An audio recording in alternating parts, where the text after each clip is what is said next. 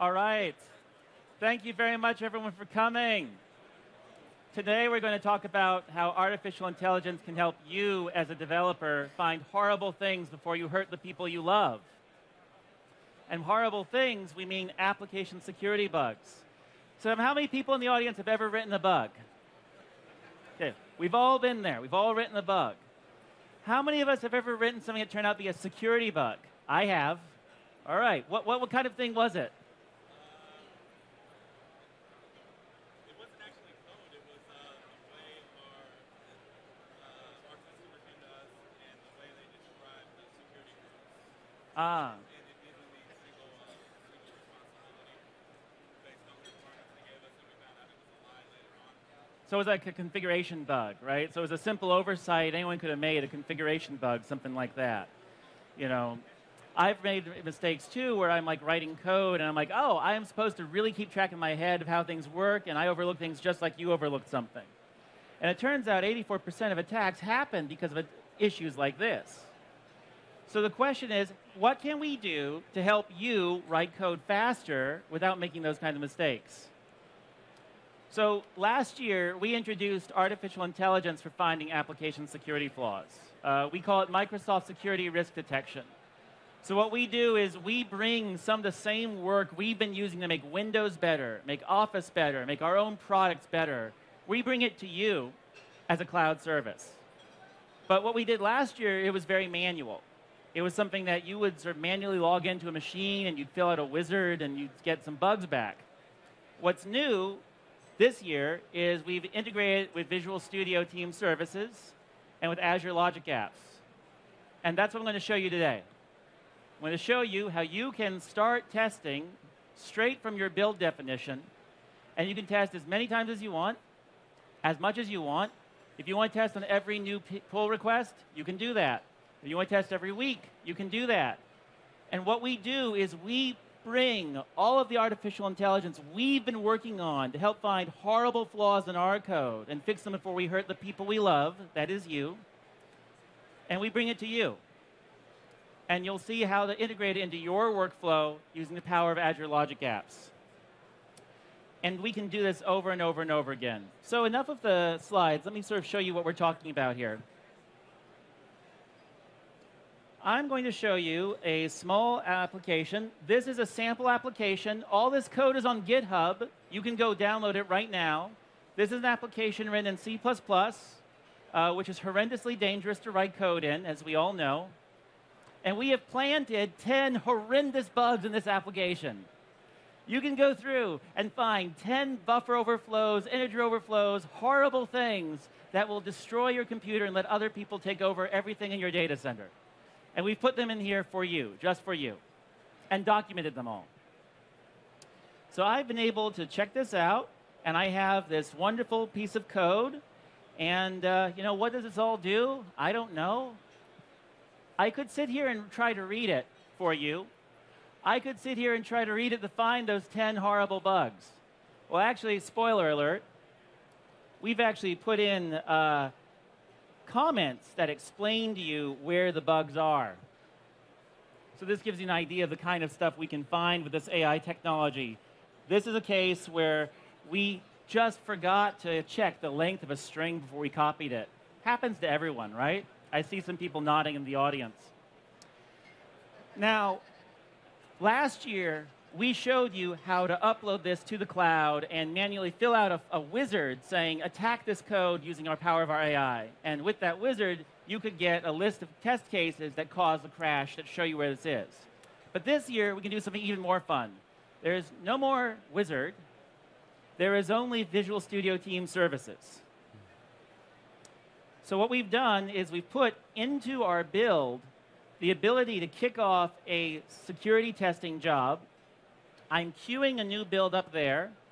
And then what happens is, after that build happens, we can send events saying something new has happened, something new testing has started, a new bug has been found. And what happens to those events? Those events go into Azure Logic Apps. So let me show you what that looks like. So this is a list of Azure Logic Apps. And I'm going to get a new app that says, all right, Whenever something has been created, a new testing job has been created, something might happen every week or every day, you choose because you put it into your build definition. If you feel like this should happen every day, you can do that. On every pull request, you can do that. I can say whenever a request is received, I want to send an email. And I can say, all right, what happens there? I want to send an email to me. So I can send it to dmolnar@microsoft.com here and send all the information. And that looks like this. And all you get is a JSON, which then you can, of course, turn into something more interesting. You can create your own logic on top of this and say, look, I've got a new test case. It started. Here's where it starts, when it starts. And I can then link that back straight to a web portal we have, which shows you all of your tests as they're being done. And you can go back and say, what's the status of all of these? What's happening with all of them? So if I want more, I just add a new step here. So let's suppose I want to annoy the hell out of everyone on Teams when something new gets tested. I want to put everyone in my entire organization on notice that we're testing them for security flaws. Well, that's really easy. I just go ahead and say Teams. And I have a connector here. And I get a list of actions. And I can say, I want to post a message. And I can say, all right, what's the unique ID? Who can I bother today? Let's see there. I need to bother Springfield. Right. I need a team ID first, of course. There we go. That's our organization. And I'm going to bother them with this. And I can completely include the body of the message, which is all the data about the security testing. So in this case, I'm showing you the event that happens when the testing starts. But we also have an event for when we find something that can tell you a link to the test case, a link to all the details. You can then put that into your workflow and say, how do you want to handle it? And I'm like, great, I'll save that. And what that looks like, well, that looks like this. Whenever something happens, we end up getting an event posted to the teams, which allows you to bother everyone in your organization and let them know something is happening. Or you can write code on top of this that says, whenever I find something really critical, I want to alert people in Teams. I want to alert people, through email, and then make sure the right people sees it at the right time. So we've gone from something where you had to go to a website to use our special AI to having it disappear into your build process. It becomes something that you can just add as another step. And something that becomes as simple to use as just going through your build definition. So this is the build definition that we're using here. And you can see it starts out just like any other build. Use Nugget, build the solution, get the assemblies, publish symbols, publish a drop. And then we copy the files up to Azure because our service copies the files from Azure and in order to start working on them. And then you can say, I want to just run Microsoft Security Risk Detection, which is our service, on that code. And this is just something that and you can see here, the build has succeeded, and we end up getting a new build of the application, and we end up sending information to our service, and our service sends information back to you. So we're giving you the flexibility to define how you want to manage security risk. You decide who to notify. You decide when to run it. You decide what to integrate with. So we go back to Microsoft Flows. I've got this, I'm saving this, but there's actually over 1,000 other connectors, 1,000 other connectors, and more being added all the time. If I want to just connect it, I say I want another action.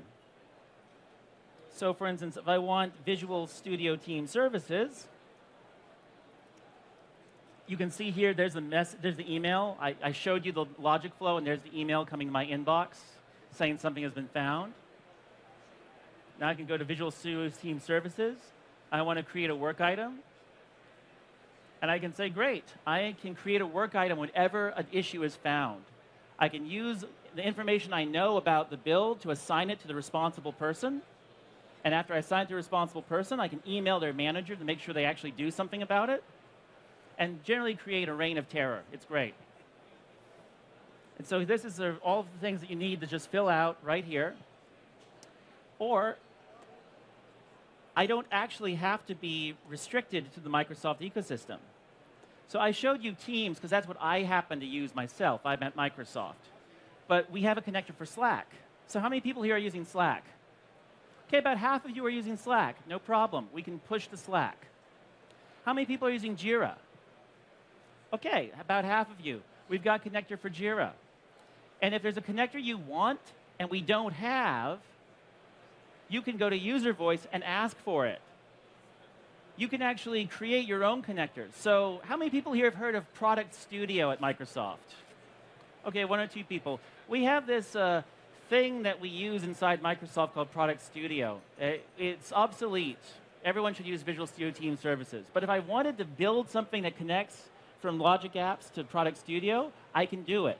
I just have to write a service myself that speaks the specific contract that this is expecting. That's it. So if you happen to have a homegrown bug ticketing system, or 2, or 3, or 10, you can still use this to create all of the automation and logic for handling the security bugs, and then connect it to whatever horrendous thing from the 80s might be lurking around in your organization. Because I certainly have that too. So that's how we end up sort of connecting you to our artificial intelligence and having it disappear into your workflow.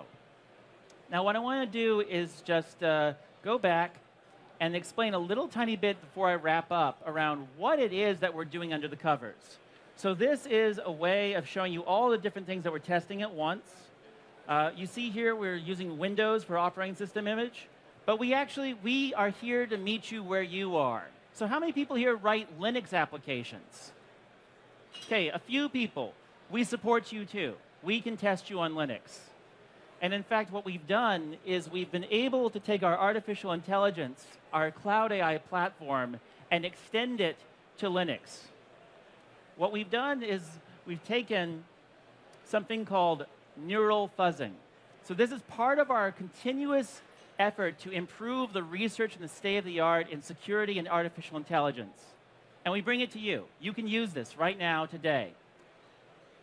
Our goal is to let you throw millions of test cases at your code to find horrendous corner cases, to find security vulnerabilities. Now, previously, there's a lot of different ways to do this. The word fuzz testing starts in a dark and stormy night in Madison, Wisconsin in 1989. It's called fuzz testing because Professor Bart Miller was actually dialing into the modem pool. How many people remember modem pools? Okay, so you remember line noise? You remember how when like the lightning happens, all this crazy stuff happens on the line? He noticed that his applications would crash. And he realized like what nature could do, he could force a grad student to simulate. So he went back and made all his grad students write lightning simulators and attack common utilities of the time. And now we have all these different methods of doing fuzz testing, which our platform continually improves and continually integrates. And our hypothesis was that we could make this better using the power of deep learning. So we originally worked on several methods of deep learning for speech recognition. So if you go and you take a look at the Microsoft Translator booth here on the show floor, you can see people doing real-time speech translation. You may have seen the discussion earlier with someone who's deaf talking to someone who speaks Mandarin. That same technology, that same deep learning is now available to you in Azure. You can use the Azure AI Batch platform to train your own deep learning. And that's what we do for this fuzzing. We realized that if we took a look at some of these classic methods that people use for doing security testing, there's a random step where people are rolling the dice to figure out what to attack next. And we realized if we could figure out how to change that random step into something that uses deep learning, we might be able to find more bugs for you faster. And we can. We can. We use Azure AI Batch.